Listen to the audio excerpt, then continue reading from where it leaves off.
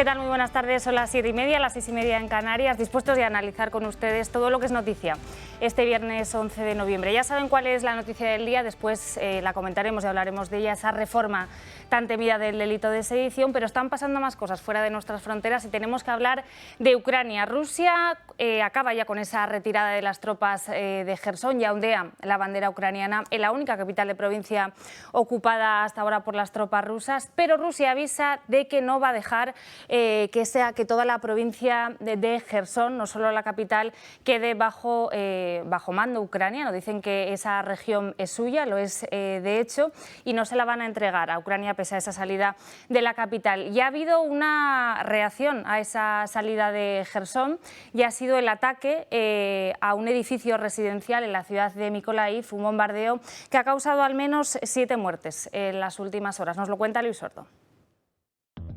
La bandera ucraniana ya ondea en Jersón. Ayer por la noche ya existían indicios de que las fuerzas de Zelensky se estaban acercando a la ciudad. Y finalmente el ejército ruso ha completado hoy la retirada de sus tropas a las 5 de la mañana. La decisión ha sido tomada por el ministro de Defensa. En el Kremlin esta noticia no ha gustado nada. Confirman la retirada de las tropas, pero se lavan las manos ante este hecho. Hubo una decisión del ministro de Defensa. Le recomiendo preguntar al Ministerio de Defensa. Buena noticia para los ucranianos. El pasado 30 de septiembre Putin se anexionó esta ciudad. Zelensky ha celebrado la vuelta de muchos ciudadanos a sus hogares, pero advierte, desminar la región va a tardar años. Nuestros guerreros son seguidos prácticamente de inmediato a las zonas liberadas por quienes restablecen todas las condiciones para la vida normal. La primera y básica es el desminado. Los ocupantes dejan atrás miles de minas y municiones sin explotar. A menudo he escuchado estimaciones de que limpiar Ucrania de minas rusas llevará décadas. Los ataques rusos vienen por otra zona. Esta noche el ejército ha atacado con misiles Mykolaiv. El ataque impactó en un edificio residencial de 5 plantas. En este momento ya hay 6 muertos y 3 heridos como resultado del ataque nocturno en Mykolaiv. En un lado del país, Ucrania recupera territorio, pero Rusia no se rinde y ataca por otro. Bueno, y en tribunales continúan las declaraciones por ese juicio del Alvia en el que murieron 80 personas el 24 de julio de 2013 en la ciudad de Santiago de Compostela.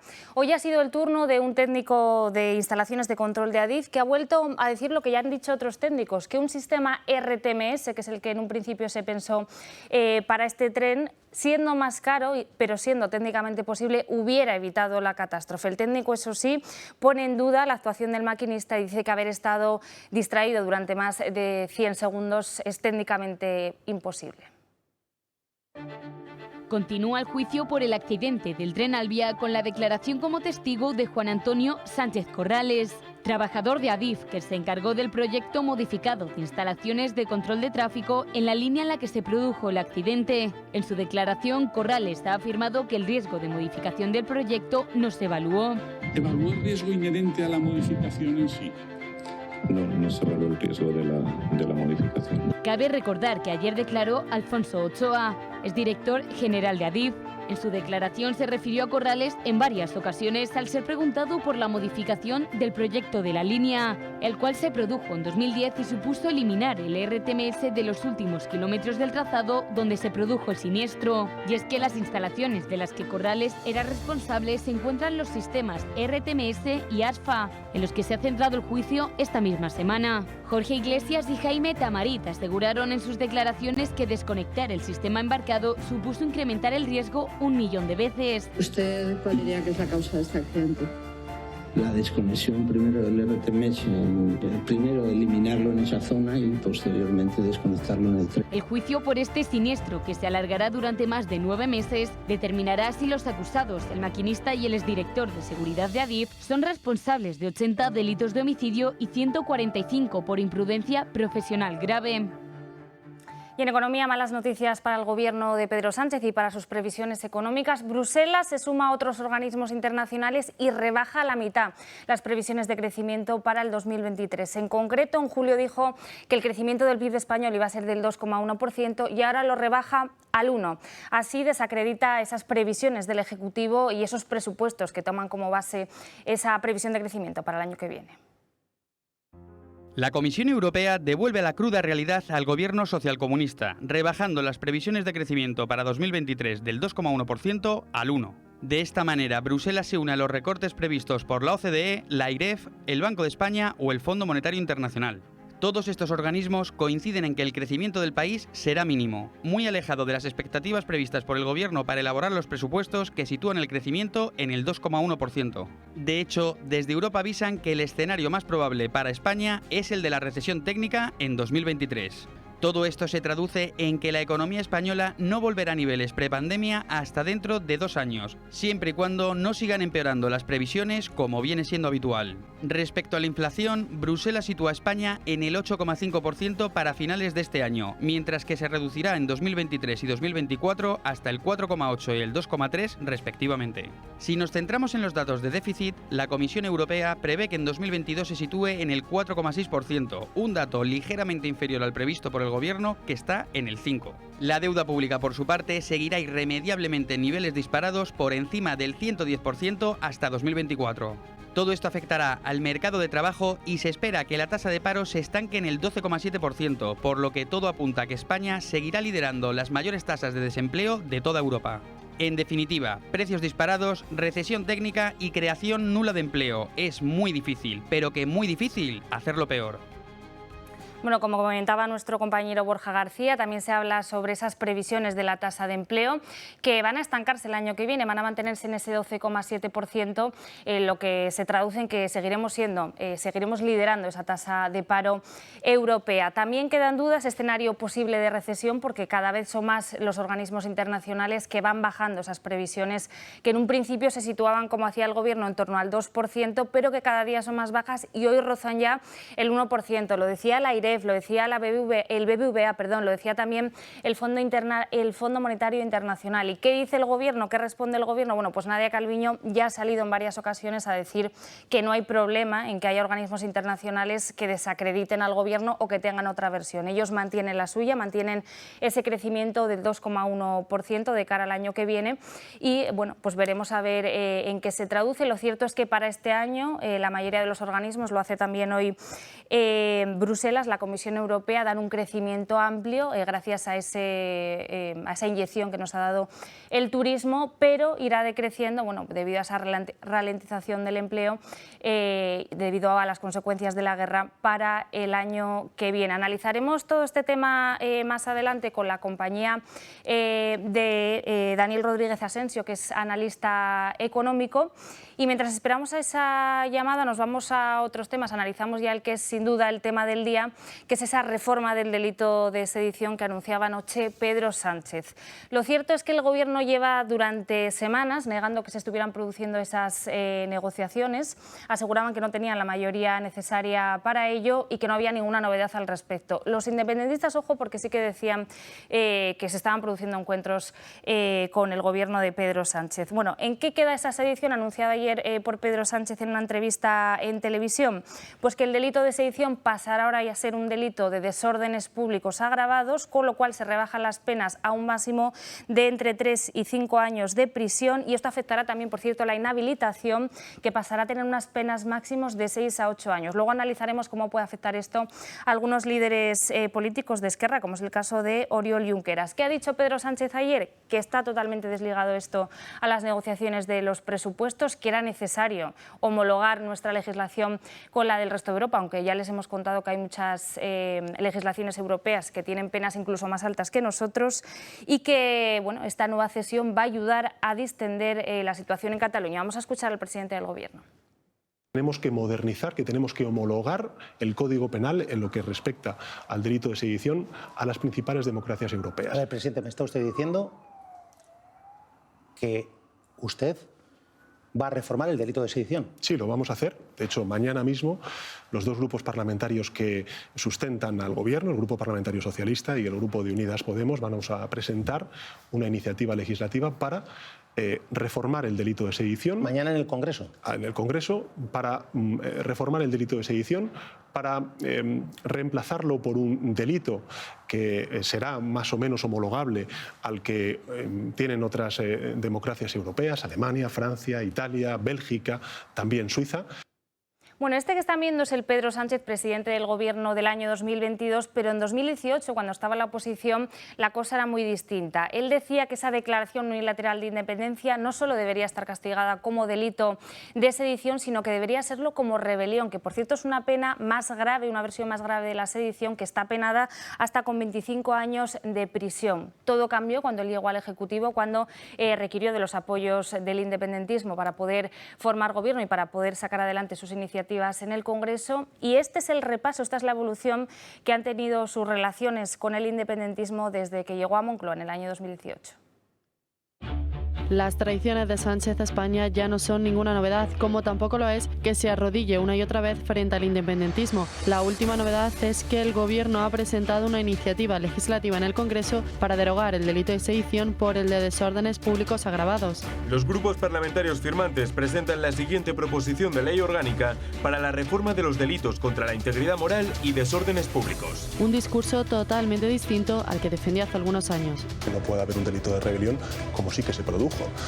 O reflexionar sobre lo que se produjo el pasado 6 y 7 de septiembre en el Parlamento de Cataluña se puede entender como un delito de rebelión. ¿Lo entiende usted como delito de rebelión? Yo creo que lógicamente lo es. Pero ¿cuándo empezó esta guerra? La primera reunión entre Torra y Sánchez fue en 2018, cuando el Gobierno y la Generalidad firmaron la declaración de Pedralbes, un documento en el que ambas partes reconocían la existencia de un conflicto en Cataluña. Años después y tras varias reuniones entre ambas instituciones, una de las grandes traiciones se consumó. El 23 de junio de 2021, los independentistas catalanes que llevaron a cabo el referéndum ilegal salieron de prisión gracias al indulto del Gobierno. En abril de 2022 se empezó una nueva crisis entre la Generalidad y el Ejecutivo. Hasta 67 líderes independentistas denunciaron que habían sido espiados. Una polémica, la del caso Pegasus, que continuó durante varios meses más. La nueva traición, la más reciente de todas, es la de modificar el delito de sedición. Una modificación que provocó que el PP rompiese las negociaciones del CGPJ. Estamos ante un gobierno traidor y un país que cada vez está más acostumbrado a estos hechos. Bueno, pues como les comentábamos antes, hablábamos de esa rebaja de las previsiones a la mitad de Bruselas de cara al año que viene, esas previsiones de crecimiento económico para 2023. Para analizar todo este asunto tenemos al otro lado de la pantalla, ya nos está escuchando, al analista económico Daniel Rodríguez Asensio. Daniel, ¿cómo estás? Muy buenas tardes. Buenas tardes, encantado de estar aquí con vosotros. Pues, Daniel, a mí me gustaría preguntarte, cada día aparecen nuevos organismos que van rebajando poquito a poquito esa previsión de crecimiento para el año 2023. ¿Se baraja, se contempla ese escenario de recesión para el año que viene? En la eurozona, desde luego que sí. Ya la Comisión Europea lo ha cerciorado. Para España todavía no estamos en recesión, aunque ya sabéis que algunos analistas como BBVA Research o la IREF sí que han dicho que al primer trimestre entraremos en recesión, pero bueno, Europa lo que ha hecho de momento, que no es poco, es reducir a más de la mitad el crecimiento. Vamos a crecer menos de un 1% y bueno, con las noticias que estáis dando, con la inseguridad jurídica que provocan decisiones como rebajar la pena de la sedición, entre otras, o el impuesto a la banca, que ya sabes que ha sido muy criticado por el Banco Central Europeo, pues bueno, es fácil que el dato final sea un mal dato y un dato de recesión. Daniel, los presupuestos del Gobierno para el año que viene se han calculado con base a una previsión de crecimiento que a todas luces es errónea, ¿no? ¿Cómo va a afectar esto a la economía? Bueno, los presupuestos ya sabes que nacieron muertos, ¿no? El 2,1% que estimaba Calviño es absolutamente irreal. El Gobierno va a acabar celebrando que no entremos en recesión y ¿cómo va a afectar? Pues muy sencillo. Mira, los gastos se van a cumplir a rajatabla y, sin embargo, los ingresos no tanto, con lo cual es probable que el agujero del déficit se agrande. Y bueno, pues entremos en una situación compleja. Me gustaría reseñar que más allá del cuadro macro, el gran problema de España en este minuto es la credibilidad, ¿no? A la Comunidad de Madrid, el Standard & Poor's le ha dado la misma calidad crediticia que el Gobierno de España, para que te hagas una idea. Lo cual, claro, es normal, ¿no? Porque tú dices, hoy alfombra roja a gente como Puigdemont y, sin embargo, echan del país a todos los generadores de empleo con el impuesto al patrimonio 2.0, con el impuesto a la banca, con el impuesto a las empresas de los carburantes. Hoy hemos ido viendo una sucesión de empresas y de agentes que crean empleo que lo único que están diciendo es que, oiga, que así es imposible invertir y crear empleo en España, ¿no? Desde que Sánchez es presidente, la inversión extranjera se ha desplomado a la mitad. Y no ha sido ahora por la pandemia, ya lleva así desde 2019. Con lo cual, bueno, la inseguridad jurídica se paga y yo creo que casi lo menos relevante de todo es la falta de credibilidad de este gobierno, ¿no? Porque ya este año también, te recuerdo que íbamos a crecer al 6-7% y veremos si llegamos al 4%, ¿no? Bueno, con lo cual, bueno, la falta de credibilidad es lo menos importante. Lo que sí que es importante es el campo de minas en que se está convirtiendo España y nuestra economía para cualquiera que quiera generar un empleo. Mira, hoy ha salido una noticia desde Argentina que ha aprobado de cara al año que viene una subida en las pensiones del 15% y una congelación del precio de 1.500 productos para combatir la inflación. No sé si a nuestros espectadores les suena. Lo digo por aquello de armonizar, ya sabéis, armonizar impuestos con Europa. Bien, armonizar impuestos con Europa es eliminar patrimonio. Sin embargo, subir el gasto público de forma desproporcionada, convertir España en un infierno fiscal y mantener a todo el mundo a base de paguitas y subsidios, además de controlar precios, es más propio de regímenes como el argentino que de cualquier democracia europea. Claro, aquí lo hemos contado que otros gobiernos, incluso socialdemócratas europeos, como es el caso de Alemania o Portugal, sí que han bajado impuestos y sí que han reducido ese gasto público, algo de lo que podría tomar nota Pedro Sánchez. Daniel, a mí me gustaría preguntarte también por el tema del paro, que es otra de las lacras que tenemos ahora mismo en España. Hoy Bruselas pronostica que se va a estancar de cara al año que viene en ese 12,7% y que, por tanto, vamos a seguir liderando la tasa de paro más elevada de Europa, ¿no? Sí, yo insisto en que creo que las previsiones de Europa son muy optimistas. Yo creo que yo estoy más cerca de gente como BBVA Research o de AIREF, que no son tampoco malos analistas y que pronostican que vamos a entrar en recesión técnica el primer trimestre del año que viene. Los últimos datos que hemos ido conociendo de paro no son buenos, no se pueden decir que sean malos porque no son desastrosos, pero no son buenos. 2 de cada 3 empleos los crea el sector público y la creación de empleo pues, se ha desplomado este año con respecto a los años de crecimiento económico y por eso, bueno, si nos quedamos con ese 12,7, pues yo creo que será digno de celebrar. En un escenario en el que España crece menos del 1%, es muy francamente difícil que no se destruya empleo, a pesar de la reforma laboral, ojo, la de 2012, que flexibilizó el mercado laboral, a pesar de la reforma laboral del Partido Popular y de Mariano Rajoy, es muy difícil que no se destruya empleo, con lo cual vamos a seguir estando a la cola de Europa y lo preocupante es eso, pero no solo eso, sino volvemos a lo mismo, ¿no? A los presupuestos. Esa partida de subsidio de paro que según el Gobierno va a bajar, pues veremos si ocurre, ¿no? Y a eso tenemos que añadir las pensiones, que ya sabes que se comen el 40% del presupuesto, y una cosa muy importante, el incremento de las subidas en los tipos de interés lleva también a que la tercera partida más importante del presupuesto, que es la deuda pública, pues se pueda disparar el año que viene. Bueno, pues un futuro muy negro, el que pronosticas y el que parece también que auguran la mayoría de los organismos internacionales. Daniel Rodríguez Asensio, muchísimas gracias por estar hoy con nosotros y hasta la próxima vez que te tengamos. Muchas gracias a vosotros. Un saludo. Bueno, nosotros vamos a hacer ahora una pequeña pausa para publicidad, pero no sin antes recordarles que ya pueden conseguir el 10º de Lotería del Toro Televisión. Lo pueden hacer llamando al teléfono del Club de Amigos, el 916 16 24 64, o pueden hacerlo escribiendo un correo a club@eltorotv.es. Ya saben que queda muy poquito para Navidad y que esta es una gran oportunidad para participar de esa lotería. Una pausa para publi y enseguida estamos ya con la mesa política.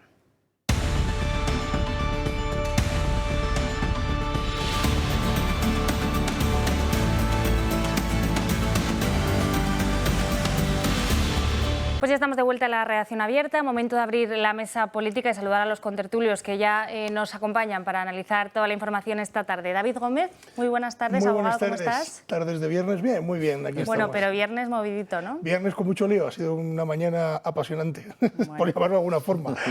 Pues sí, y más que lo será. José Rosiñol, fundador de Sociedad Civil Catalana, muy buenas tardes, ¿cómo estás? Yo bien, viernes y tarde, fantástico. Bueno, nos queda poquito, nos queda poquito.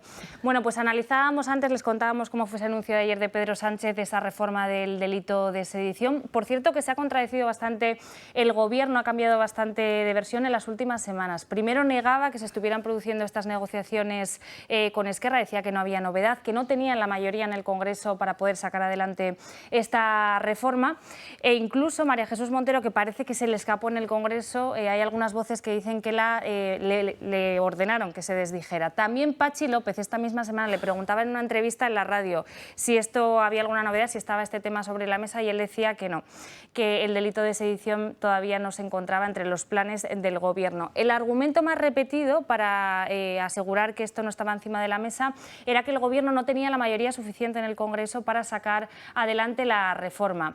Nosotros les queremos explicar cómo esa mayoría si era posible, porque como decimos llevan meses negociando con Esquerra. Esquerra sí que dio su sí para sacar adelante la reforma. Al ser una ley orgánica se necesita mayoría absoluta para poder reformarlo, con lo cual se necesitaría la mitad de la Cámara más un sí, 176 votos, que como están viendo en pantalla, bueno, pues con la suma de Unidas Podemos y del PSOE solo se necesitarían los síes de Esquerra y del resto de socios independentistas del Gobierno, ¿no? de H. Bildu y del PNV, con lo cual, bueno, este argumento que muy pocos nos creíamos de que no tenían la mayoría y de que no se estaba negociando, se cae por su propio peso. Bueno, una pequeña valoración os pido sobre este anuncio de Pedro Sánchez en medio de la crisis con Marlaska, pero eso sí, meses antes de las elecciones, que esto no le pase factura, ¿no? Fíjate, yo interpreto que el momento escogido estratégicamente es muy bueno para los intereses de los que quieren destruir nuestro país, lógicamente. Porque si os fijáis, ahora ha empezado el lío mediático, estamos a medio de noviembre, se acercan las Navidades y hay un efecto que, por cierto, los soviéticos lo sabían muy bien, que hay que invadir los países en Navidad o en agosto porque el efecto mediático baja exponencialmente, llegas de vacaciones y te encuentras que han invadido Afganistán o Checoslovaquia o Hungría o este tipo de cosas que hacían los soviéticos y Putin le sigue el camino, como bien sabemos. Pues entonces, yo creo que está estratégicamente bien situado. Y entonces ahora es labor y obligación de la oposición para evitar que esto se olvide y pase al baúl de los recuerdos, lleguemos después de Reyes, nadie se acuerda de sedición y entonces empezar la campaña de verdad de Pedro Sánchez para las generales, que vete a saber si las adelanta o no las adelanta.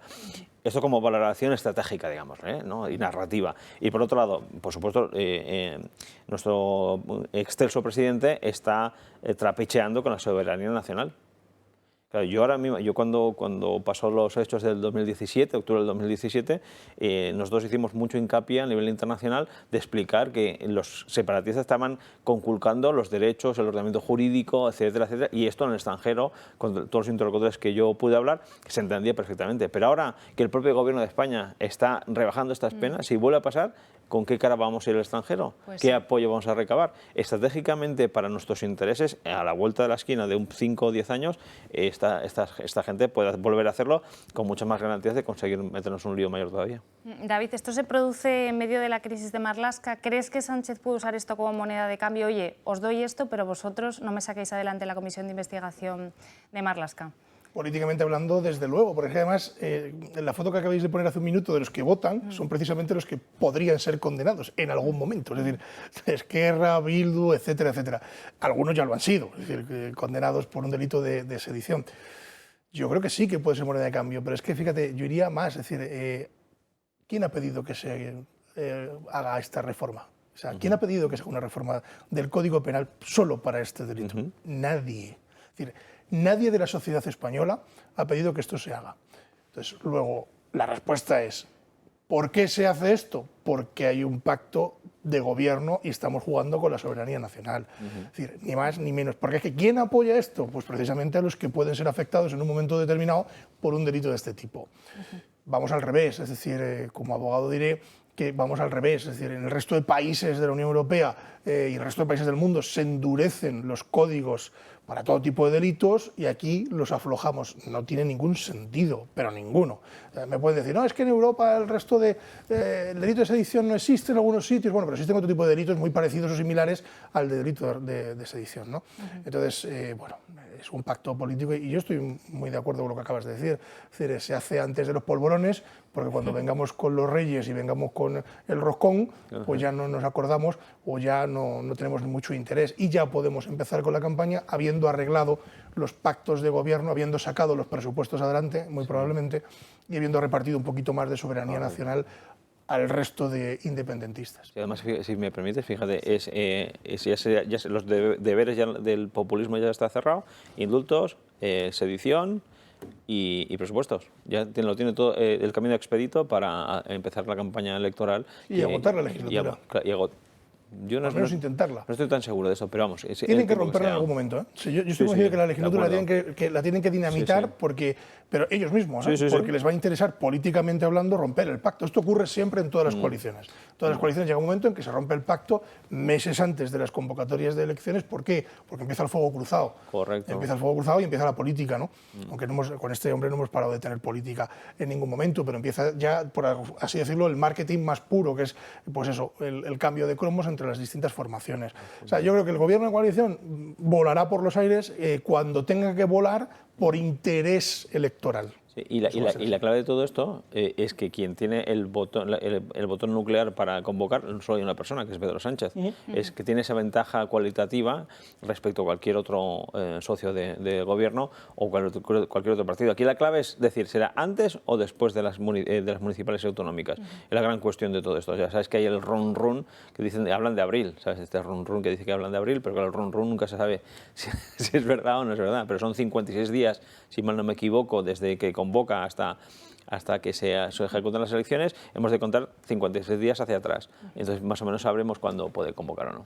Volviendo al tema de la sedición y aprovechando que te tenemos aquí, David, como abogado, dos preguntas que seguro que se están haciendo todos los telespectadores. ¿Puede Puigdemont ahora irse de rositas con esta reforma y puede Junqueras presentarse a las próximas elecciones con esta reforma? Bueno, lo tendrían que decir los tribunales, pero desde luego en los delitos penales es cierto que las leyes que salgan después y que te beneficien, o sea, que sean en beneficio del reo, pues lógicamente te afectan. Entonces, efectivamente, las rebajas, la rebaja en este caso de prisión le va a afectar a Puigdemont, seguro, vamos, eso es matemático, por mucho que el delito se haya cometido antes, entonces sí se va a beneficiar de esto.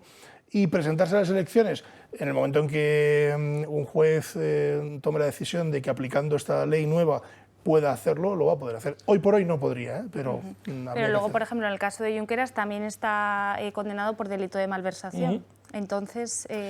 No, lógicamente no es compatible con... O sea, la rebaja de sedición con malversación no es compatible. Son delitos distintos y, por lo tanto, no podría por ese lado, ¿no? Es decir, si solo estuviera por el delito de sedición, a lo mejor sí que se podría presentar. Cosa que me parecería absolutamente lamentable, bochornoso, o sea, terrible. Es decir, me parecería, pues eso, un Lula en Brasil, ¿no? Es decir, oiga, usted ha sido condenado, no venga aquí a contarnos películas, ¿no? Pero yo creo que vamos a ello, ¿eh? Si me disculpa, yo creo que el objetivo...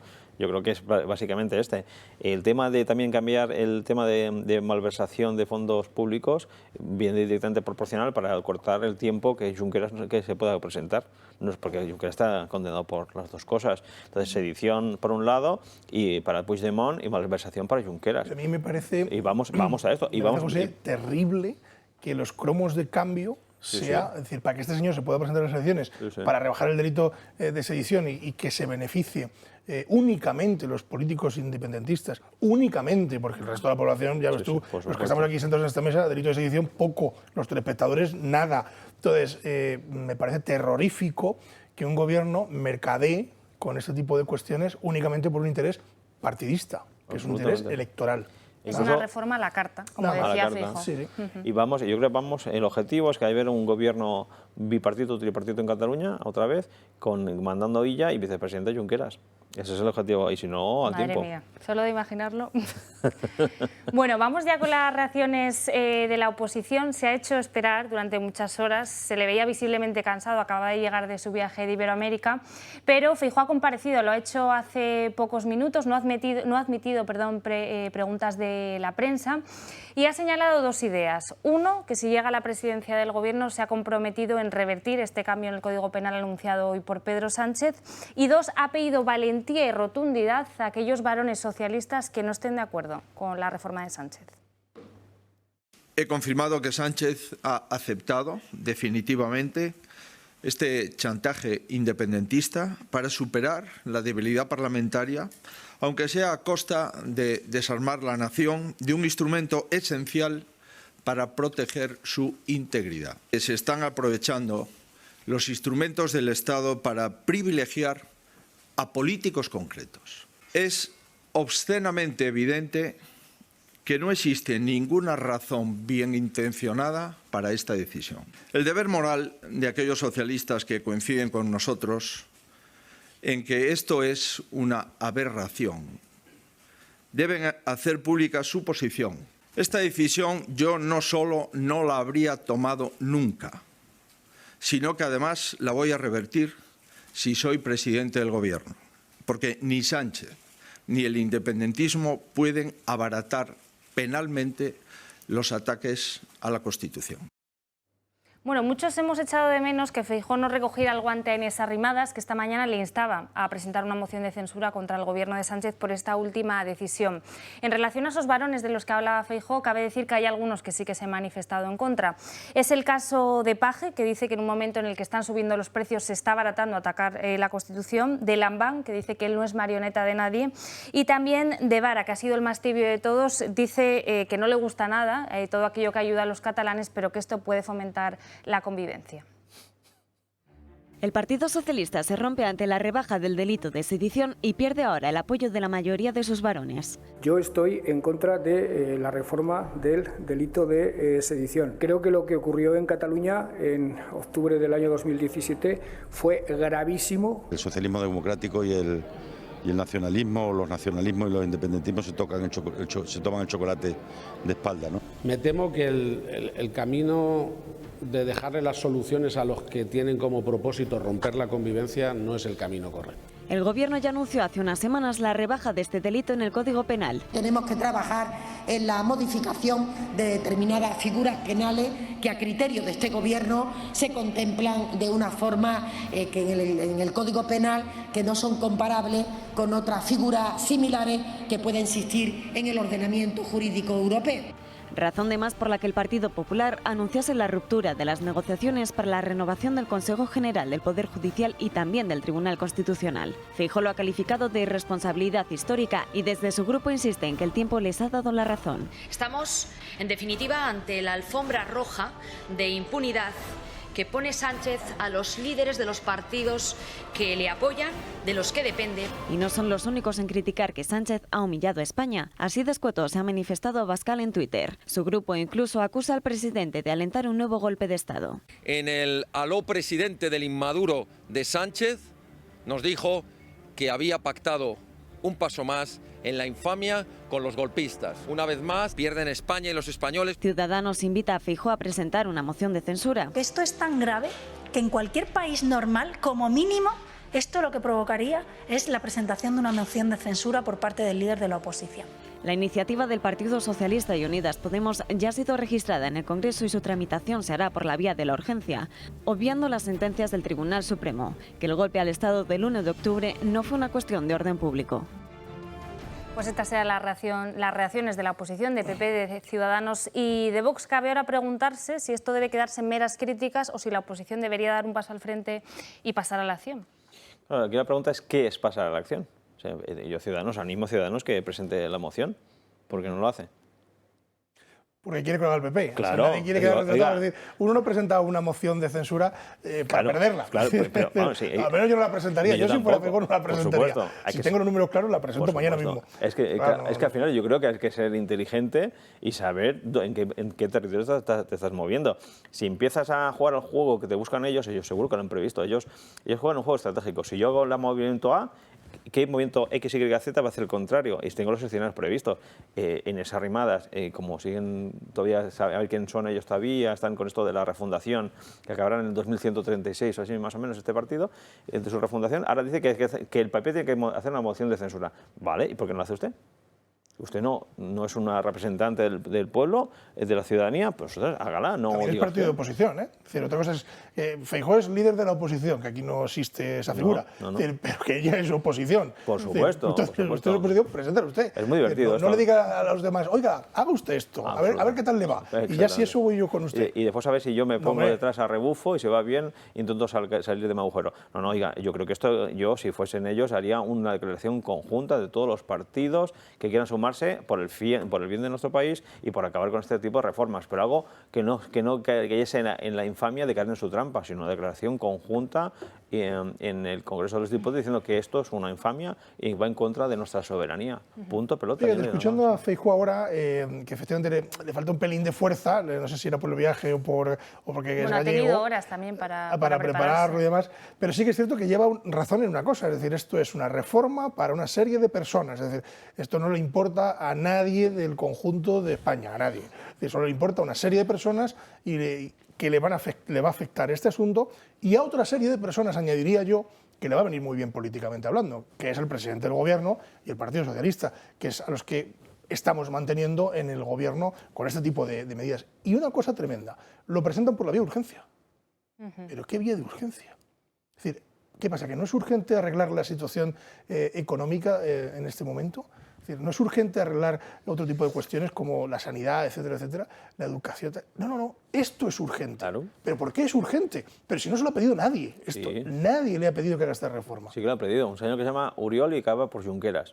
Claro, que es el que tiene sujetado, secuestrado y chantajeado al Gobierno. Es decir, le tiene totalmente preso. Bueno, se dejan, ¿eh? A mí se deja querer Pedro Sánchez. Él y quizás, no sé cuánta gente puede haber más, porque claro, si al final tiene el Pegasus por todos lados metido, quién sabe quién puede soplarle al oído lo que tiene que hacer al presidente del Gobierno. No, ¿sabes? Que al final llega un momento que uno no sabe sobre qué interés estamos jugando, ¿sabes? Máxime, también cuando ves a la exministra Trujillo diciendo que el territorio nacional, como es Ceuta y Melilla, nuestros compatriotas, se debe ceder graciosamente a un país extranjero. Aquí hay cosas que parecen que son casuales, pero a mí... Ese señor no tiene ni idea de historia, ni idea. Pero es que yo no creo... sé ni cómo fue ministra, porque no tiene ni idea de eso por qué Ceuta y Melilla son territorio nacional. No tiene ni idea. Aquí la cuestión es que alguien introdujo en el relato la variable de Ceuta y Melilla como si fuese negociable. Y ha sido un exministro del Partido Socialista. Esto no es normal. Nadie de punta sin hilo, ¿eh? Eso está hecho a posta. Eso está hecho a posta para que vaya calando en la sociedad. Vaya calando diciendo, no, hay que devolver Ceuta y Melilla a Marruecos. Pero espere. Ceuta y Melilla es anterior al Reino de Marruecos. Es decir, Ceuta y Melilla existían antes de que existiese el Reino de Marruecos. Luego, no hay que devolver nada a nadie. Es decir, esto ha sido territorio español de siempre. No porque haya llegado allí alguien y haya dicho, esto me lo quedo. Que eso lo hacían los ingleses. Y lo hicieron con Gibraltar, no con Ceuta y Melilla los españoles. Entonces, oiga, esos globos sonda los tira el Gobierno. Los tira el Gobierno para ver por dónde va, y le dicen a alguien que ya no está en política, vaya usted diciendo esto a ver qué tal nos va. Es decir, pero eso es así siempre. Y con el tema de la sedición, si os acordáis, ya se tiraron balones sonda en algún momento por miembros del Partido Socialista en tertulias y en alguna declaración a algún periódico. Bueno, que convendría hacer la rebaja, pero yo no entiendo por qué. Pero ¿a quién le ha pedido a quién que se rebaje esto? ¿Nadie? Sí. Y además, fíjate que ellos siempre hacen en su relato bien construido, porque en Europa dicen que no es verdad. Ese es el pretexto, y no es verdad. Pero siempre con premisa falsa construyen un argumento, ¿sabes? Pero la pregunta es, ¿cuántos ciudadanos en nuestro país se sabe el ordenamiento jurídico del resto de países europeos? No, pero es que no es cierto. Juegan a eso. Es tan incierto como cuando nos sentamos aquí, don Xavier Cajo y yo, para hablar de las mascarillas y del IVA. Es decir, que decía, Europa dice que tal, era falso, absolutamente falso. Pues esto es lo mismo. Total. Es decir, yo no digo que en Europa no haya países que tengan otro tipo de delito o que sea menor, yo no digo eso, pero que no es la norma general, eso es verdad. Es decir, hay países que tienen delitos mucho más potentes y con mucho más pena que nosotros. Con lo cual, no es cierto. No es cierto. Oye, podríamos tomar nota, me parece que es el artículo 5 de la Constitución alemana que prohíbe partidos que pidan la separación de algún territorio de Alemania. Podríamos también copiar esto, ¿por qué no? Sí. No sea antidemocrático. Oye, si realmente hay que coger la norma europea, vamos a coger esta. Yo cogería la alemana o la francesa. Yo le diría a Pedro Sánchez cuál es la norma europea. Es decir, lo que dice Alemania, lo que dice Italia, Grecia, lo que dice Grecia. Es decir, ¿cuál es la norma europea en ese sentido? Porque Europa no se pronuncia al respecto de la soberanía nacional de los países miembros. Por supuesto. Sí, entonces, no es verdad. Cuando se hablan de Europa, parece como que están hablando de los Pirineos para arriba, ¿no? Y que Europa solo es Alemania. Es decir, no, perdone, es decir, Europa es otra cosa, no es solo lo que dice Alemania o lo que dice Francia. No, y ellos tienen su idiosincrasia particular en materia de leyes y nadie se mete en ellas. O sea, no puede llegar el Parlamento Europeo de Estrasburgo o el de Bruselas a decirle a Alemania que tiene que cambiar el Código Penal. Eso no lo puede hacer. De la misma forma que tampoco puede decirle a ningún país soberano que cambie su constitución. Es decir, siempre y cuando esté dentro del marco establecido en las Naciones Unidas y en la propia Unión Europea de lo que son las constituciones democráticas. Eso no ha ocurrido, entonces ni va a ocurrir. Con lo cual, cuando hablan de Europa, es que a mí me hace mucha gracia, ¿no? Es que para estar en consonancia con Europa, pero ¿Europa qué es? Queda muy bien decirlo. Claro, ¿eso qué es? Bueno, vamos con las reacciones, que esto también tiene miga de los beneficiados por esta reforma del delito de sedición. Puigdemont desde Bruselas ya se ha pronunciado, dice que esto no cambia nada, que mientras siga habiendo penas de prisión, aunque sean más bajas, no se habrá avanzado en esa desjudicialización del conflicto. E interesante también lo que decía Aragonés, él decía estar contento con este cambio dentro del Código Penal, pero dice que hay mucho camino por recorrer. Menciona, por ejemplo, esa reforma del delito de malversación o caminar hacia esa posibilitat de llevar a cabo un referèndum il·legal. Hem arribat a un acord amb el govern de l'Estat per eliminar el principal delicte pel qual van ser condemnats les preses i els presos polítics a 100 anys de presó per haver organitzat el referèndum de l'1 d'octubre del 2017. Bueno, pues os pregunto a vosotros, ¿este es el principio de una larga lista de nuevas cesiones al Ejecutivo de Aragonés? Pues fíjate, yo decía que no lo había pedido nadie, lo ha pedido este señor. O sea, este señor ha llegado a un acuerdo y este señor parece ser que habla por el conjunto de todos los españoles, ¿no? Es decir, ha llegado a un acuerdo este señor. Qué casualidad, hombre. Es decir, es alucinante. Pero bueno, a ver, yo creo que claro, las palabras de Puigdemont y demás, diciendo que, bueno, que le parece muy bien y tal, y esas cosas, al final Puigdemont me dará aquí cuando el delito esté a 0, ¿no? Estamos de 5, pasa a 0, pues ya vengo. Ya vengo, me quedo, ya no me pasa nada, ¿no? Entonces, es alucinante las declaraciones de este señor. Es decir, hemos llegado a un acuerdo con el gobierno español como si estuviera llegando a un acuerdo con el gobierno de la Conchinchina, ¿no?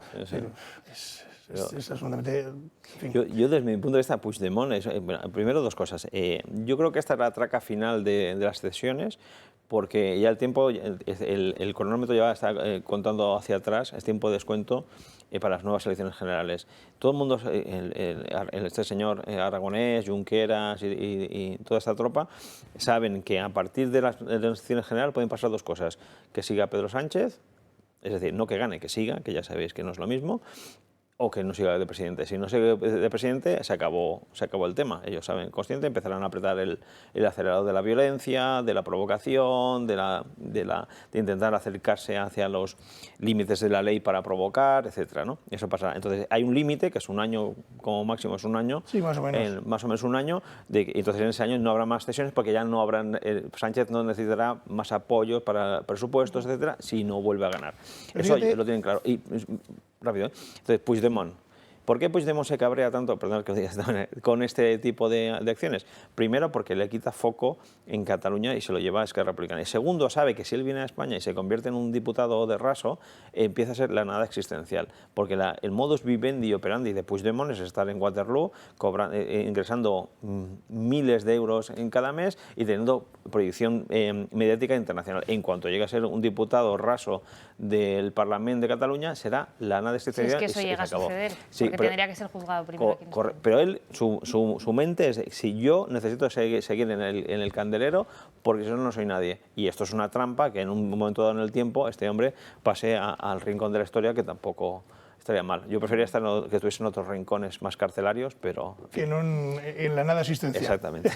Dejadme decir una cosa. Hemos visto a los líderes del PSOE, a estos que llaman varones, dar su opinión, ¿no? Pero fíjate, a mí me parece una opinión interesada. Es decir, creo que es una opinión interesada, medida y absolutamente programada. Y digo esto porque el Partido Socialista nos tiene acostumbrados a que cuando hay algo que es bueno, que no es gracioso para el conjunto de la nación, que no cae bien, es decir, no cae bien a todos, pues nos tiene muy acostumbrados a que, ¿quién sale? Paje, Lambán y alguno más por ahí, ¿no? Y Vera, ¿no? ¿Cómo es? Vara. Sale Vara, el de Extremadura, que también lleva sus años allí. Entonces, salen a decir justo lo contrario. ¿Para qué? Para no perder campo electoral. Eso es así, para no perder campo electoral. Entonces, ¿por qué? Porque habrá gente del Partido Socialista que ni le va ni bien esta función, gente que está absolutamente en contra y gente que esté a favor. Poca, creo, pero seguramente lo haya. Y entonces salen los voceros a decir justo lo contrario de lo que está haciendo el presidente en Madrid. Y eso no es, desde mi punto de vista, fruto de la casualidad. No lo es. Es una estrategia de comunicación bien medida y bien puesta para que los españoles digan, ah, bueno, es que estos son como de los nuestros, ¿no? Son como de los nuestros, porque como son los contrarios, pero también son de los nuestros, ¿no? Entonces, para no perder voto electoral. Yo estoy convencido que es eso. Yo solo espero que realmente los votantes socialistas, ¿sabes?, que creen en algo que se llama España, ¿sabes?, algo tan básico como esto, tan revolucionario, que creen en una democracia como es la nuestra, que creen en una historia como es la nuestra, deciden lo que tienen que hacer las próximas elecciones generales. Porque yo creo que Pedro Sánchez para nada representa a ese socialismo, que yo no me incluyo en él, pero ese socialismo que entiende que no hay que destruir a nuestro país, que entiende que los derechos no van en función del territorio, que entiende que la identidad no va en función de la lengua, que entiende que los catalanes somos tan españoles como otros. Hay mucha gente que piensa, de hecho nosotros ahora lo veremos, hemos salido a la calle y mucha gente piensa eso, que esta es una manera, bueno, que puede ser en detrimento del Estado, pero que es una manera de avanzar en la convivencia, ¿no? Que al final es una de las dos vías que están abiertas y bueno, pues que es una de las maneras que tenemos de resolver el conflicto, ¿no? Frente al 155 o a los porrazos de la policía que muchos veían en por ejemplo, Rajoy, esta es la vía calmada y la vía tenue de Sánchez, ¿no? Y fíjate, es que esa es la trampa narrativa que está utilizando el populismo y el presidente del gobierno. Yo, si me permitís un caso personal, los porrazos de la policía, en este caso, que ya sabéis que yo, entre otros casos, soy un nadie, no soy un don nadie, en Cataluña, por decir que soy catalán español y reivindico mi derecho a ejercer esa identidad y que nadie me obligue a renunciar a mi propia identidad, tuve que ir con escolta de policía por mi ciudad porque estaba amenazado por parte de grupos extremistas del separatismo. Vengo a referirme, más allá de lo personal, lo que nos estamos encontrando, el otro día, para hablar un poco de mi libro, escribí un artículo que se llama Pax Catalana. O sea, la Pax Catalana es la paz del silencio. Es decir, los que no estamos a favor de esto nos callamos y dejamos hacer los intereses de Pedro Sánchez y los intereses de Aragonés. Pero aquí hay una pregunta sustancial que es el eje vertebrador de toda esta narrativa. La pregunta es, si Pedro Sánchez no necesitase el apoyo de Esquerra Republicana y los separatistas, ¿hubiese hecho lo mismo? La respuesta es no. Es una cuestión interesada. ¿Y qué está ocurriendo? Que Esquerra Republicana interpretó correctamente su fracaso en 2017, se dio de bruces contra tres muros, el judicial, el internacional y el social, porque los catalanes salimos masivamente a decir, oiga, no cuenten conmigo con esta historia. Y entonces ellos han interpretado esto, están ganando tiempo para conseguir una mayoría social, cambiar el Código Penal, que ya lo han conseguido, y hacer una cosa que no se está viendo públicamente, que es ampliar su telaraña internacional. Claro, con lo cual, la paz del silencio, que es lo que básicamente quiere Pedro Sánchez, deriva necesariamente en un momento en el tiempo, cuando el Estado esté bajo por una crisis económica o institucional o lo que fuere, que lo volverán a intentar con mayor intensidad y probablemente nos pondrán un lío mayúsculo. Y ya por último, ya... Nada, no. Y entonces... hay que asumir esta ecuación que estoy dibujando, una confluencia de intereses entre el populismo separatista y el populismo de izquierdas de Podemos y tal, que ellos dicen que se apoyan por una república plurinacional. Esto no dan puntadas sin hilo, se confluyen y van a por el CNI, van a por la policía, por la Guardia Civil, van a Su Majestad el Rey porque es la clave de bóveda. Aquí hay un plan que como no se pare democráticamente, como aquellos votantes socialistas no digan, oiga, que yo no quiero que esto ocurra con mi país, tienen que votar a otra opción, necesariamente. Bueno, pues en Madrid hay votantes socialistas, pero también hay votantes del PP, de Podemos, de Ciudadanos. Muchos de ellos nos los hemos encontrado hoy en la calle y les hemos preguntado cuál es su opinión sobre esta reforma del delito de sedición. Yo no puedo estar más en desacuerdo. A mí me parece que está mal hecho. Mal hecho porque esta gente, o sea, no se puede minimizar la barbaridad que han hecho intentando romper España. Todos unos sinvergüenzas, unos chorizos, el que se ha ido, el que venga y el que estará. Me parece mal, porque si realmente esto es lo que existe en el Código Penal en otros países de Europa, pues no me parece mal. Todo lo que sirva para consensuar me parece bien. Me parece fatal porque se da juego a los independentistas, que al final es lo que quieren para las próximas elecciones el año que viene, estar más fuertes que lo que en un principio se presuponía. Pues pluralidad de opiniones las que nos hemos encontrado en la calle. Un breve comentario sobre el pulso de la calle. Bueno, es que esto se llama en política lluvia fina. Es decir, lluvia fina, entonces vamos diciendo que esto es bueno para la paz, no sé qué guerra ha habido para la paz, etcétera, etcétera. Entonces, al final, cala en la sociedad, el mensaje cala. Entonces, igual que puede calar, y eso sí que es peligroso, que Ceuta y Melilla regresen a Marruecos, no sé dónde tienen que regresar porque nunca vinieron de ninguna parte, es decir, pero bueno, es decir, igual que puede calar ese mensaje, puede calar esto. Entonces es muy peligroso. Eso ya ha ocurrido en la sociedad catalana con el discurso independentista. Total. Es decir, ha ocurrido, era bueno, España nos roba, España no sé qué, España no sé cuánto. Es decir, es muy peligroso. Es decir, la manipulación, una cosa es la política y otra cosa es la manipulación de la población. Y entonces, poco a poco vamos viendo cómo, bueno, hay gente que dice, hombre, si esto sirve para arreglar y la paz y no sé qué, hágase. Es decir, no, si esto no arregla nada, es decir, no arregla ni estropea nada. Esto simplemente lo que arregla es el sillón de Pedro Sánchez y la continuidad del Partido Socialista. Nada más. A usted como ciudadano a pie no le afecta lo más mínimo, vamos, o sea, lo más mínimo. Yo creo que es lluvia fina política, es decir, y que es una pena que vaya calando en la sociedad poco a poco. José, muy rápida. Eso se llama campaña de desinformación. Exacto. Y los frutos de la campaña de desinformación es dividir a la población en dos mitades. Y lo estamos viendo ahora. Es el populismo puro y duro. Entonces, desde hace tiempos inmemoriales que se viene utilizando, y este tipo de narrativa que intenta confundir o intoxicar a la población no tiene ningún sentido. Es que no tiene ningún sentido que alguien crea que haya que rebajar las penas a alguien para la paz. ¿Eso por qué no se hace con los asesinos y con los violadores? ¿Por qué no se hace? No, habrá no, paz, ¿no?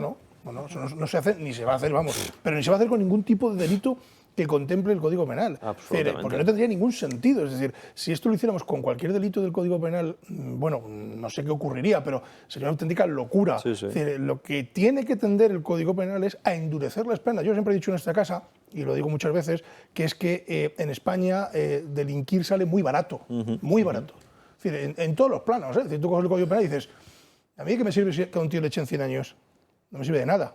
Si por máximo puede estar un máximo determinado. Es decir, no me sirve de nada. Bueno, la cadena perpetua revisable, vale, eso sí lo compro. Pero ¿que es cierto que se tienen que endurecer las penas? Por supuesto. Es decir, desde mi punto de vista, por supuesto. Ahora bien, ¿a qué adolece la rebaja de una pena de un delito? De un delito que solo afecta a los políticos, en su mayoría, porque aquí hay delitos de sedición, un civil difícilmente puede cometer un delito de sedición. Vamos, a lo mejor lo puede conseguir, pero es muy complicado, ya tendría que cambiar mucho la película.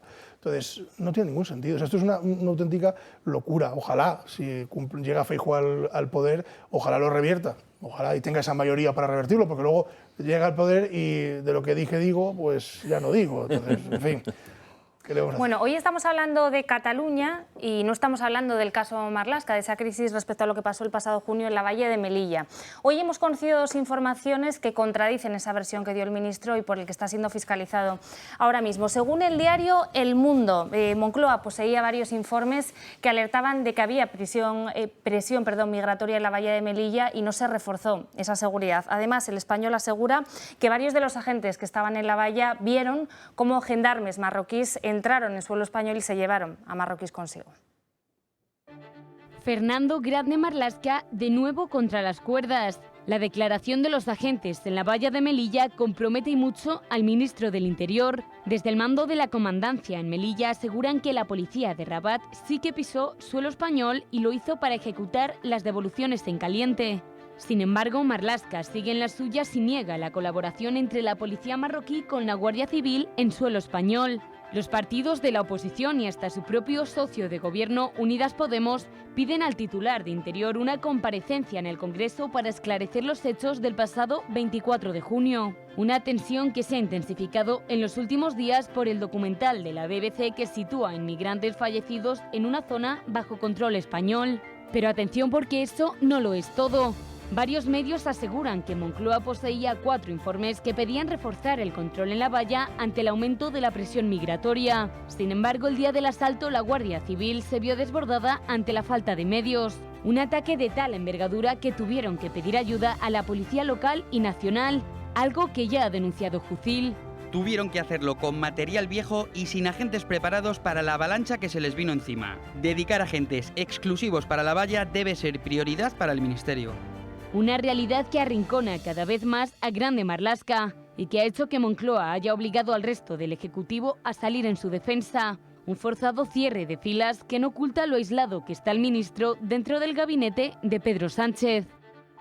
Bueno, no es la primera vez que se pone en cuestión la credibilidad y la profesionalidad de Marlaska, pero en ninguno de los casos hemos visto que esto haya obligado al ministro del Interior a dimitir. ¿Esta puede ser la definitiva? ¿Qué os parece? Yo creo que no. Yo creo que no. Es una pena porque cargarse una carrera judicial así, pues esto yo no me hubiera metido en política para este desastre, sinceramente. Pero es verdad lo que dice alguno de los sindicatos o portavoces de la policía. Es decir, hay que mandar a las fronteras agentes de fronteras, es decir, con material de fronteras. Es decir, o sea, que vaya la policía local, con todos mis respetos a la policía local, o sea, la policía local y puede ir allí con toda su buena voluntad. Es decir, pero cuénteme usted qué pinta un policía local sin ningún tipo de protección, sin ningún tipo de formación para intervenir en un asunto de esto. O sea, me parece lamentable. Es decir, que hayan tenido que recurrir a la policía local, que irían allí con más miedo que vergüenza porque no tenían material ni medios, lógicamente.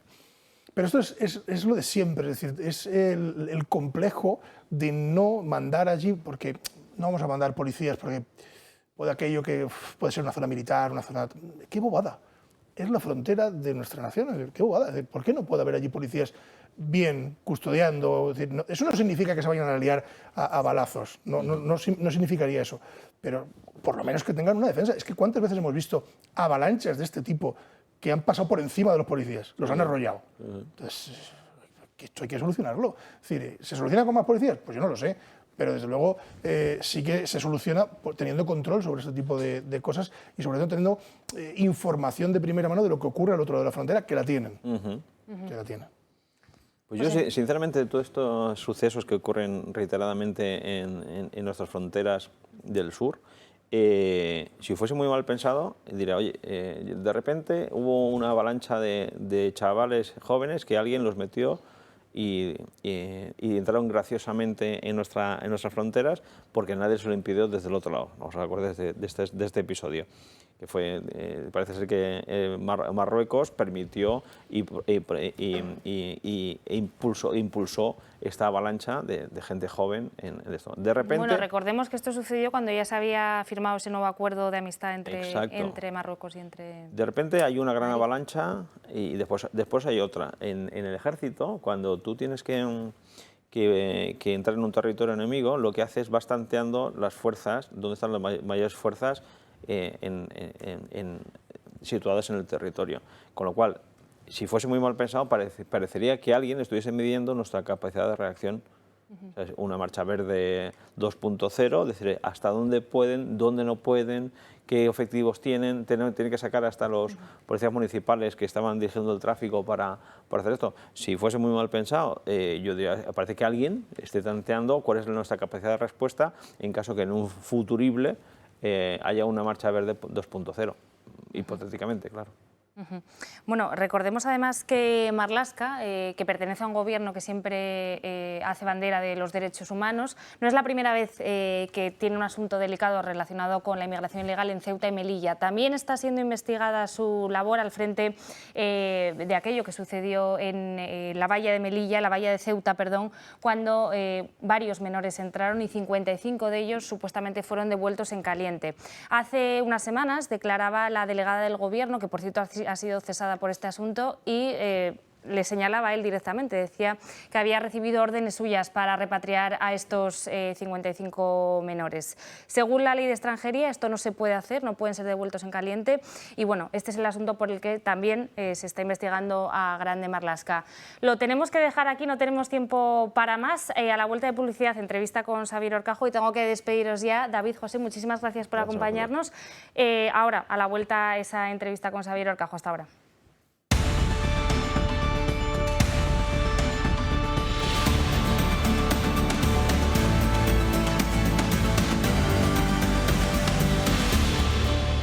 ¿Qué tal? Ya estamos de vuelta en la redacción abierta de la tarde. Tenemos una entrevista muy especial porque tenemos aquí al director y al presentador de este programa, Xabier Horcajo. Muy buenas tardes. Buenas tardes, ¿Cómo estás? Marina. ¿Cómo estás? Que viene a hablarnos de su libro. Bueno, de uno que escribe parte de un libro, ¿no? ¿Por qué deje de ser nacionalista? Un libro escrito a 9 manos. 9 personas que tienen en común el haber sido muy cercanas al movimiento nacionalista y el haber salido despavoridas, ¿no? Y haber salido iracundos perseguidores del movimiento nacionalista por diferentes motivos. Cada persona es un libro en el que se compilan diferentes historias, 9, de personas que estuvieron cerca del nacionalismo y que, bueno, pues luego pasaron a ser pues destacados antinacionalistas y a pagar por ello, porque claro, en Cataluña ser antinacionalista pues tiene un componente de riesgo, de que te intentarán desprestigiar, etcétera, etcétera, etcétera. Ya saben todos cómo va esto, ¿no? Y el propósito editorial está bien porque yo creo que hay que contar esas historias para que la gente se ponga un poco en la piel de lo que ha sido pues una serie de vivencias, todas diferentes, que digamos que cristalizan en 2 ideas madre. La crítica a la xenofobia que había detrás de los planteamientos políticos del nacionalismo catalán, antes incluso de ser independentistas, porque claro, aquí las historias son de diferentes tiempos, ¿no? La mía en concreto es de los primeros años de los 80, que no es que yo fuera nacionalista, sino que estaba escrito en un periódico que después de entrar en él decidió declararse nacionalista, sin contar, por cierto, con la redacción, sino que fue un propósito, digamos, empresarial, el que nos convirtió en servidores periodísticos de la causa nacionalista. Bueno, esto es una pena porque mi periódico, que se llamaba Avui, había nacido como suscripción popular para que la gente que habla catalán tuviera un medio de comunicación, que fue el primero. Y bueno, los nacionalistas lo fueron convirtiendo en un órgano de partido poco a poco. Y bueno, pues la verdad es que yo estuve allí 4 años y medio, no llegó a 5, y me marché airadamente. Es una de las cosas que cuento en el libro. ¿Por qué dejé de ser nacionalista? Pues hombre, porque cuando te insultan gravemente, ¿puedo contar la anécdota? Bueno, pues el presidente de la sociedad editora, que a la sazón era un político de Convergencia, que acabó siendo consejero, que era pariente de Pujol y que notó importante en Convergencia, se llamaba Antoni Subirà. Un día pues tuvo un roce con algo que había hecho yo, me llamó a su despacho, me riñó, entendí el mensaje, bueno, bien, una cosa de trabajo normal y corriente. Y cuando ya estaba marchándome de su despacho, con las gafas en la punta de la nariz, que no se me olvidará nunca, me dijo la frase terrible: pero usted, Horcajo, ¿por qué se preocupa tanto si ya sabe que no va a ser nunca director de este diario? Y bueno, su apellido, ¿no? Pues el apellido, claro, esta es la xenofobia típica. Yo cuento siempre que el apellido más común en Cataluña, como en el conjunto de España, es García. Sin embargo, hasta que se marchó Pujol, ahora es diferente, un poco diferente con Esquerra, pero con Pujol había tenido un montón de gobiernos, con un montón de consejeros, y ninguno de ellos se llamaba ni García, ni López, ni Rodríguez, ni González, ni Gómez, ni Pérez. No sé si tenemos, compañeros, la foto de esos años en los que estabas en Avui y tenías mucho contacto con... Ahí está la foto. Sí, yo tenía con Pujol. Frecuentes contactos con Pujol, no solo a título de entrevistas o de declaraciones o esto, sino que este es el despacho particular del entonces presidente de la Generalitat. Pude vivir en esos años pues algo lo que pasó con Banca Catalana, que yo creo que le dio la llave para manejar otras situaciones y para convertirse en una especie de secuestrador de la democracia española, porque sin su apoyo no podían algunos gobernar sin mayoría absoluta, y él manejó eso perfectamente. Lo de Banca Catalana también le enseñó a cómo secuestrar Cataluña y convertirla en una especie de ejército de servidores que acabó en lo que el segundo elemento central de este libro, que es que para muchos era muy repugnante la corrupción.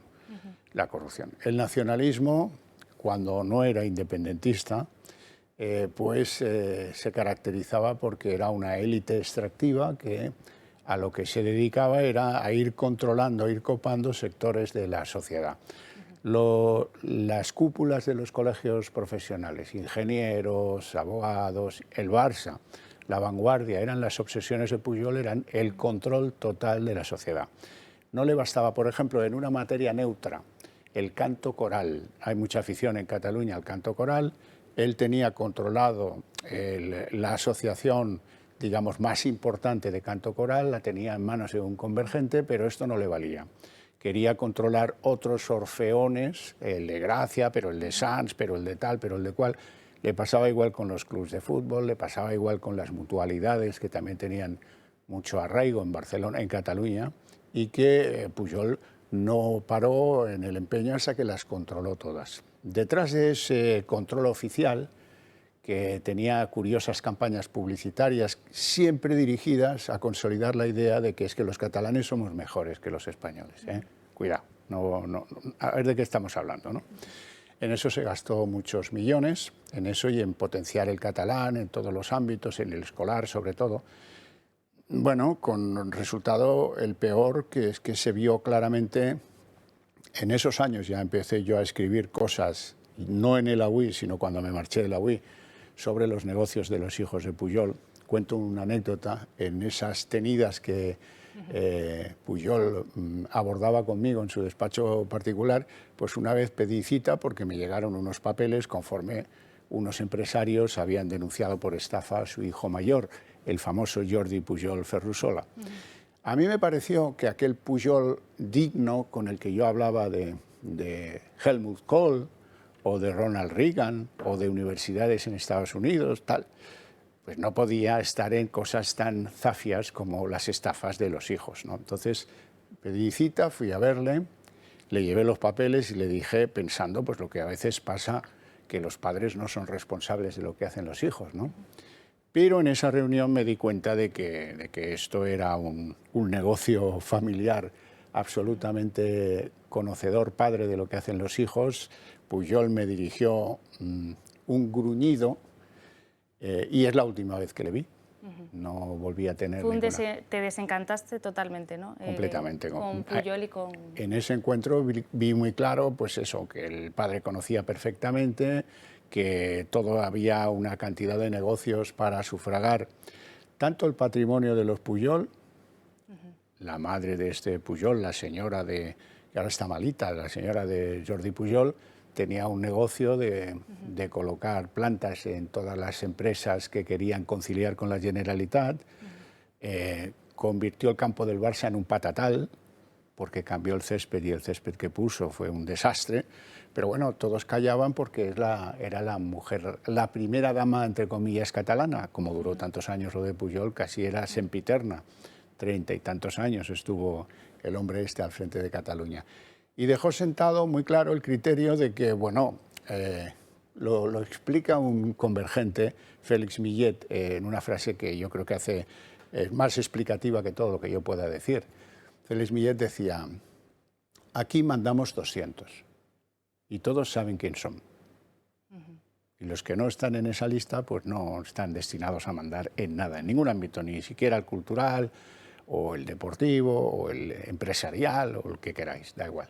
Xavier, ¿cómo han cambiado las cosas desde entonces, desde esos años? Tú llevas muchos años viviendo en Madrid, sí. Tu tierra es Barcelona. Yo soy ¿Cómo un te refugiado sientes? político en Madrid, me vine porque cuando tú desafías al nacionalismo, yo lo pude hacer en las páginas de otros grupos periodísticos, como el Grupo 16 o como El País, pues esto te cierra puertas, te cierra muchas puertas. Y me vine a Madrid en el 2005. ¿Cómo lo veo? Hombre, en algunas cosas ha cambiado, ahora son independentistas, los que yo conocí nacionalistas han saltado esa valla. Yo creo que en muy buena medida lo han hecho para protegerse de acciones penales, para blindarse de nuevo, como Pujol se blindó en lo de Banca Catalana, pues los hijos y los descendientes de esa clase casta política decidieron pues volverse independentistas para ver si con eso ganaban influencia y para ver si con eso se independizaban de España por una razón que no se confiesa, que es eludir las acciones de la justicia española. Ahora, bueno, hoy es el día del delito de sedición, por ¿verdad? Eso te iba a preguntar ahora. Esa es la técnica. La técnica es yo me construyo un oasis de paz y eso, cuando no me dejan hacerlo dentro del Estado español, lo tengo que construir aparte. Es verdad que algunas cosas han cambiado. Hoy, por ejemplo, el presidente de la Generalitat se llama Pere Aragonès García. Eso es una novedad. Mira tú qué novedades hay que ir a buscar, ¿verdad? Y además es hijo de uno de los fundadores de Alianza Popular en Cataluña, cosa que no se sabe. El de Esquerra pues tiene el pasado que tiene. Cataluña está muy desgastada precisamente por eso del abordaje de la ideología independentista. Pues la gente está muy harta, ha tenido que votar mucho, ha sufrido pues que muchas empresas se hayan marchado de allí. En fin, todo esto, toda esta locura a la que fueron llevados como si fueran ovejas de un rebaño, pues se dan cuenta que objetivamente la independencia de Cataluña o se la da Pedro Sánchez o no la van a conquistar en la vida. Esto poco a poco la gente lo va viendo el daño que produce. Nada distinto de lo que hemos visto en Quebec, en Canadá o en otros lugares, en Escocia, donde pues, también se han ido empresas, porque la causa del independentismo, del fraccionamiento de los países tal como los conocemos, para la renta de los ciudadanos es perversa, para la economía del lugar que se quiera proclamar independiente es bastante más perversa aún, y desde luego pues bueno, produce unos individuos monopensantes, como ahora son los jóvenes que estudian en Cataluña, que ya pues tienen unos libros que les conducen a eso, tienen unos medios de comunicación en los que solo se va a hablar de Cataluña en positivo y nunca en sentido autocrítico, en la que se margina a los que no piensan. De esos 9, pues, en fin, yo fui una vez a TV3 y me quisieron poner un pinganillo para traducirme del catalán, y entonces pues les dije, oiga, en catalán les dije, oiga, pero esto que se han creído, no, como usted viene a hablar en contra del Estatuto de Autonomía, me acuerdo que era esa la última vez que he ido a TV3, tiene que llevar el pinganillo conforme no lo entiende, ¿no? Oiga, pero ¿esto qué es?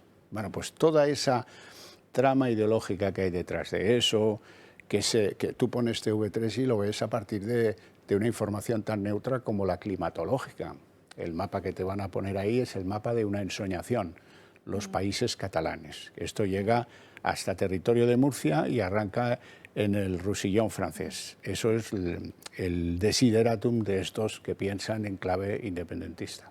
El independentismo produce bastante hastío en la sociedad, sí, pero hay un tema que sigue muy latente, que es el del adoctrinamiento lingüístico, ¿no? Ahora además con la connivencia del gobierno de Sánchez. Yo me acuerdo de los cabreos que agarraba el padre del nacionalismo, Pujol, cuando le llevaban informes y le decían, mire, a pesar de la inmersión lingüística, de la obligatoriedad de que todas las materias sean en catalán, los niños y las niñas cuando salen al patio hablan español. ¡Qué horror! ¿Qué me decís? ¿Cómo es posible? Y eso, pues, han pasado muchos años, pero no lo han conseguido cambiar, porque es un poco absurdo, ¿no? Pero bueno, el mundo de los absurdos, desde luego en ese mundo sí que los catalanes nos llevamos la palma. Seguimos con las quimeras, seguimos con... Ahora me dicen, yo ya no vivo allí, pero me dicen que no hay tanta corrupción pro causa, sino que, bueno, pues con el mix de partidos, pues esto ha sido muy complicado, que hay muchos procedimientos judiciales, el del 3% que vamos dando noticias tú y yo últimamente, ¿verdad?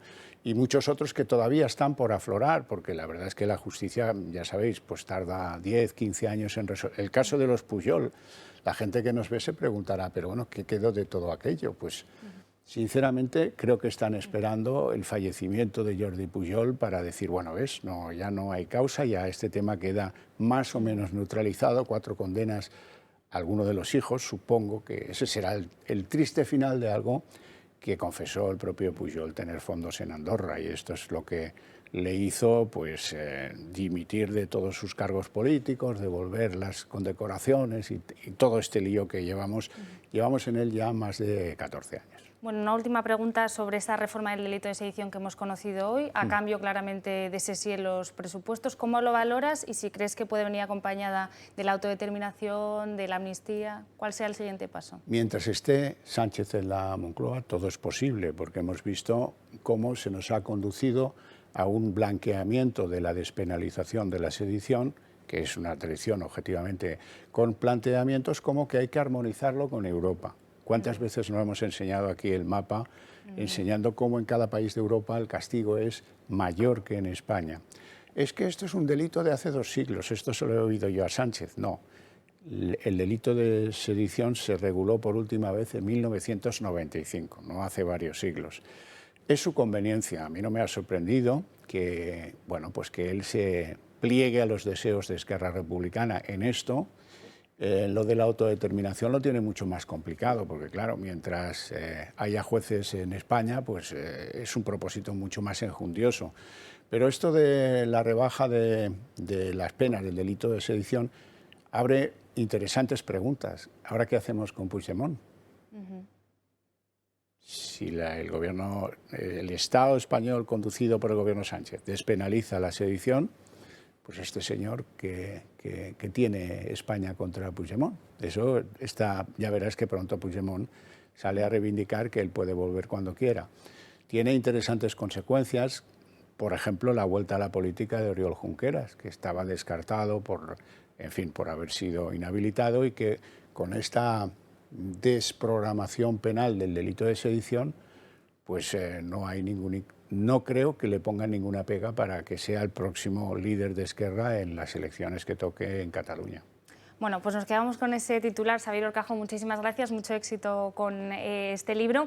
Y nosotros lo tenemos que dejar aquí, bueno, aquí están viendo en pantalla Porque deje de ser nacionalista, de la editorial Libros Libres, por Xavier Horcajo y por otros 8 autores que puede leer en este libro. Pues muchísimas gracias por su tiempo, no tenemos tiempo para más. Volvemos el lunes con toda la información, la redacción abierta a las 7:30 y en Noticias en el día en 30 minutos a las 9. Hasta el lunes.